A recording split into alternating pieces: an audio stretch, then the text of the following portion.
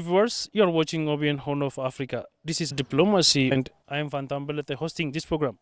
Today, I have a special guest with me here, Dr. Emiru Gamachu, Assistant Professor of Political Science at Haramaya University. In this edition, we are going to discuss water diplomacy. Till the end of our program, stay with us. Doctor, thank you very much for being willing and welcome to this program. Thank you for inviting me to this program. Before directly going to our discussion, would you tell us a bit about yourself, please? I'm Assistant Professor of Political Science, and I did my PhD in the areas of hydropolitics, particularly Nile hydropolitics, and on the issue of water management area, particularly with emphasis on transboundary rivers conservation, management and conservation. How does Ethiopia approach its relationship with neighboring countries, especially in the Horn of Africa? Ethiopia established good relations, cordial relations with its neighbors, and other times you have the history of conflictual relationship between Ethiopia and its neighbors, and we can categorize or we can periodize this Ethiopia relation with its neighboring countries. If you start with the imperial government of Ethiopia, during the imperial government, Ethiopia had a cordial as well as conflictual relationship with Sudan, with Somalia, and always Ethiopia maintained a good relationship with Kenya, which is its southern neighbor, whereas thus, I mean, there are ups and downs in Ethiopia's relationship with its neighbors in general, we can say. And during the DERG,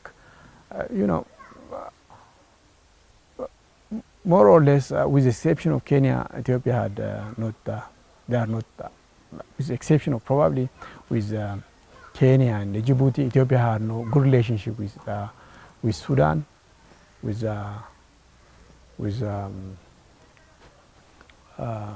Somalia, the then Somalia, Somalia before 1991, and after the Derg regime, after the fall of the Derg regime, you have the EPRDF government, and more or less they forged good cordial relationship with its neighboring countries, with the exception of Eritrea. Mind you, Eritrea was created as an independent state since at least 1993. And so, with the exception of Eritrea, Ethiopia has forged good relationship with its neighbors, with the exception of them, with the exception of a very brief moment when Ethiopia cut or entered into conflictual relationship with Sudan during the period from 1995 to 1998, following the incident, the assassination incident on the then Egyptian president Hosni Mubarak, 1995, here in Addis Ababa, while he was on his way to attend, the Africa Union Summit. Nowadays, the dynamics is changed with the emergence of new government here in Ethiopia. The PP-led government has initially they forged a good and a cordial relationship with almost all neighboring countries. Ethiopia is the biggest landlocked country in the world, for your information. No other country as big as Ethiopia is a land. No country is suffocated like Ethiopia with a population of more than 100 million people. No other country on the planet Earth is suffocated like Ethiopia. And almost all the big countries have an access to the sea. And with the exception of small countries, big countries like Ethiopia, and for that matter, Ethiopia cannot afford to be a landlocked country, of course, given the size of the population, the size of the country, the size of the economy, and of course, above all, our legitimate historical rights over some of these ports actually. So Ethiopia cannot afford to be a landlocked country. How does the Nile hydropolitics influence Ethiopia's quest to seaport? Yeah, this is a very tough question, and at the same time, it's a very relevant question. And you know, there is always a close relationship between Nile hydropolitics and Ethiopia's access to the sea. And this relationship dates back to not only the early 20th century, but dates back to the early 9th century when the then Egyptian rulers decided to march towards controlling the source of the Nile. Controlling the source of the Nile was the goal of the then Egyptian leader, and they marched towards Ethiopia to control an area that extends from the entire, to control the entire Northeast Africa, for that matter, an area that extends between Egypt as well as Red Sea and Indian Ocean. You see, so that plan, Egyptian initial plan to directly control the whole North Africa was failed at the in the year 1875 and 1876. So they were militarily defeated by Ethiopian forces in the present day area called Eritrea. The then Ethiopian war general Alula defeated them decisively. And once that plan was defeated, aborted, the Egyptian plan to conquer the entire Northeast Africa was aborted. Now they designed a grand strategy to weaken Ethiopia through indirect means. And when Sudan and Egypt concluded the 1959 full utilization of the Nile water, and when Egypt started the Aswan High Dam, Ethiopia opposed, the then Ethiopian government opposed this idea of the conclusion of the full utilization of the Nile agreement in 1959. Ethiopian government opposed the idea, and as a result, when no one listened to Ethiopia's opposition and Ethiopia's concern, the then Ethiopian imperial government decided to invest money, and as well as he invited people, engineers from American Bureau of Land Reclamation, and these experts, these engineers, experts from American Bureau of Land Reclamation made an assessment in the entire Blue Nile Basin, and they stated the entire master plan. They prepared, the master plan for the Blue Nile Basin, and accordingly, they identified about 33 projects.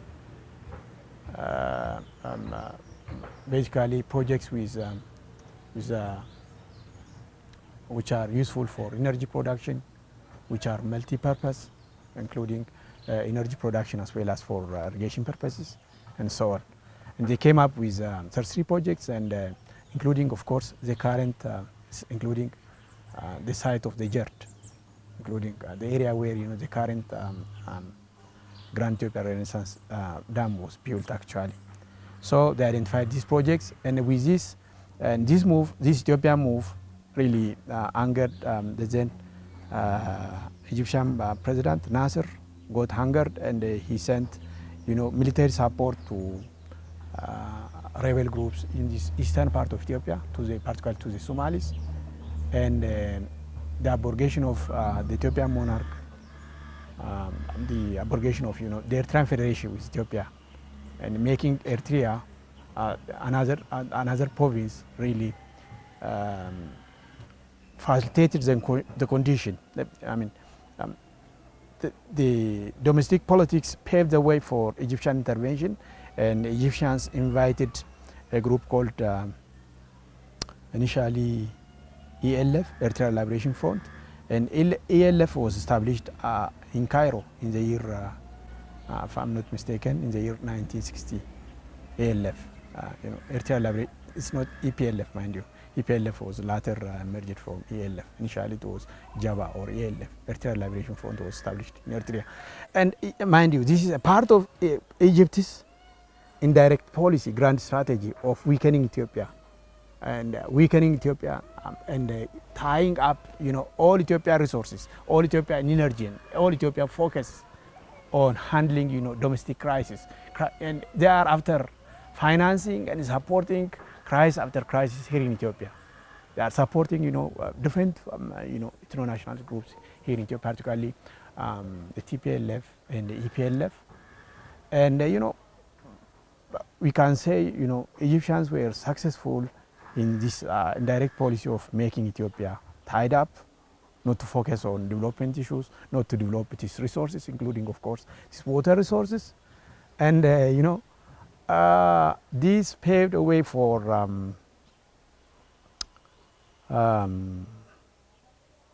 making Ethiopia, a landlocked country when Eritrea became independent from Ethiopia in 1993, de facto in 1991, and de jure in 1993 after they organized this referendum. So Ethiopia officially became a landlocked country, and the then Ethiopian government was too weak, actually, too weak, and at the same time it's not only weakness, but also because of ideological and political reasons, they are not committed for Ethiopia to get an access to the sea. And this made Ethiopia a landlocked country, and they didn't see the importance of the seaport. They didn't see the strategic importance of getting access to the sea. And this is a strategic miscalculation from the part of the EPRDF government, actually. Strategic miscalculation, I tell you. A strategic miscalculation. And they considered as if the port issue, access to sea, is as if something that you can buy from the market, like any commodity. And they relegated the strategic importance of getting access to the sea. And that is how they portray the issue, as if it is a commodity that you buy from the market. That was a mistake, and that made us a landlocked country. And so there is a clear connection, clear ties between Nile hydropolitics and Ethiopia's quest to get access to the sea. And they want to, suffocate Ethiopian society so that Ethiopia cannot thrive economically speaking. There is no way, port is not only, port is very important for one country to thrive, to develop. It's one of a development trap, actually. It's one of the factors that hinders the potential of the country to achieve economic growth, economic development, and to bring welfare to society. And if you don't have port, really, that makes and that complicates, the job of achieving economic growth and development, really. So it's very vital to get access to the sea. What role do regional organizations such as the African Union play in mediating water disputes involving Ethiopia? They are trying to handle, particularly AU actively participating in resolving the conflicts, the war in northern part of Ethiopia, Ethiopian government war against the TPLF, and they played a significant role in resolving that dispute. And they also try to handle the disputes over the GERD issue in the operation of the GERD, filling of the GERD, and the management of the GERD, really. They tried hard, but the Egyptians want us to internationalize, want us to politicize the issue of the Nile. And they always ignore um, uh, the mediation of Africa Union, and Ethiopia always wants us to bring, any dispute, particularly dispute over the Nile, to be resolved through African means. And Ethiopia wants, the role of Africa Union in the mediation process in addressing, these problems. So AU is very important in addressing transnational issues in the Horn as well as in other regions of Africa. Of course, if you take the South Sudanese case, Africa Union has played a role. The Somali case, they organized peacekeeping missions. They sent, peacekeeping missions to Somalia, AMISOM. You have a peacekeeping mission partly sponsored by Africa Union as well as other partners from other regions of the world. And they all played a role in peacekeeping missions, in addressing conflicts in order to free Africa, or in silencing the gun actually here on the African continent. So the EU played a significant role in addressing some of the critical challenges, problems here in Africa. What measures is Ethiopia taking to ensure sustainable water management while pursuing development projects like the Grand Ethiopian Renaissance Dam? First, Ethiopia should focus on addressing its internal vulnerabilities, its internal threats. From my view, this is my personal opinion, and from my view,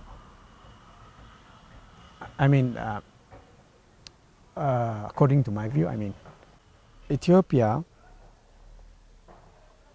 should focus on addressing security challenges, security problems back home. And if you address these vulnerabilities, these weaknesses,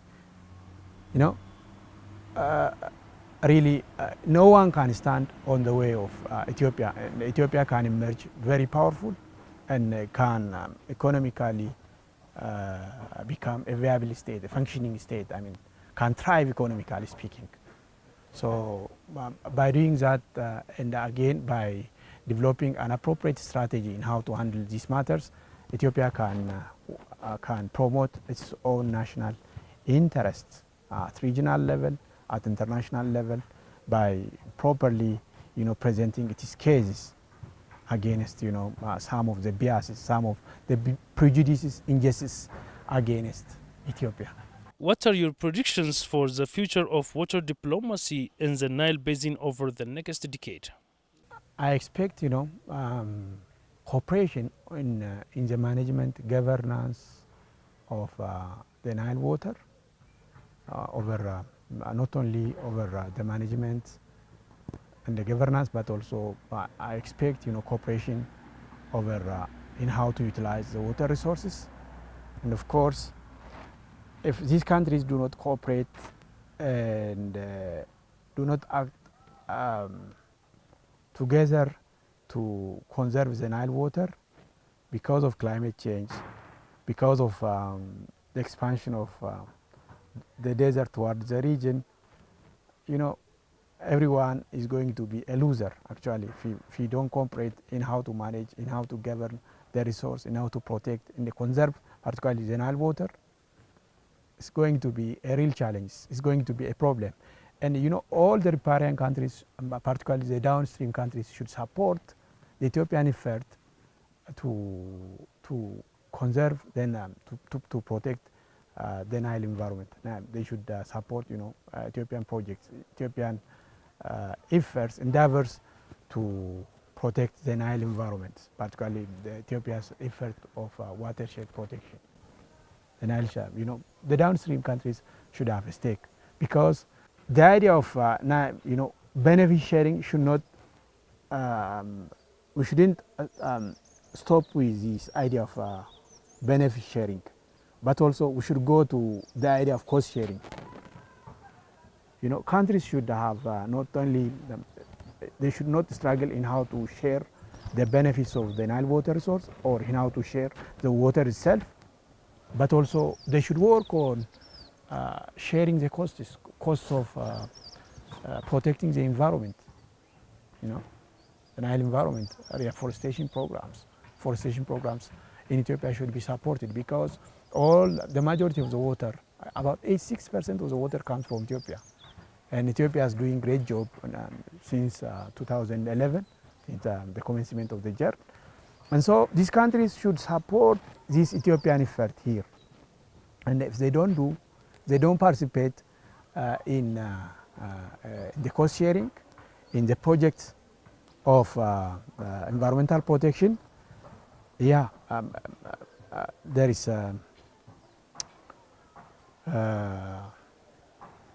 is a concept called environmental EPF, environmental payment services.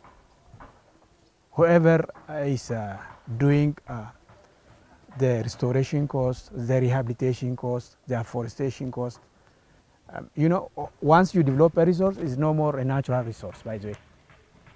You see, water is a natural resource, you all know, but once you develop it, once you protect it, it's no more, you know, a natural resource. It's not God-given resource. Rather, it becomes a man-made resource, and whoever, you know, develop the resource owns it. So it has,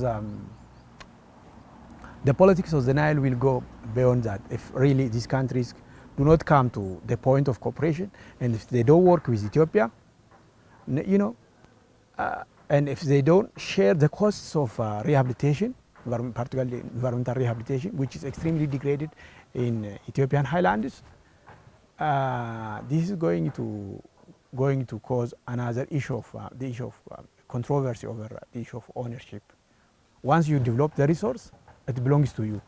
It's no more a shared resource because of the fact that you made an investment into the resources. What do you suggest as solution for this contention in addition to the CFA? The upstream countries should work together. They should align their diplomacies vis-a-vis the downstream states, and really, as much as possible, they should diplomatically engage the downstream states so that they will cooperate over the management, utilization, and protection of the Nile resources. And of course, cooperation in one area, in the water sector, could have you know, spillover effect to other sectors, other areas. So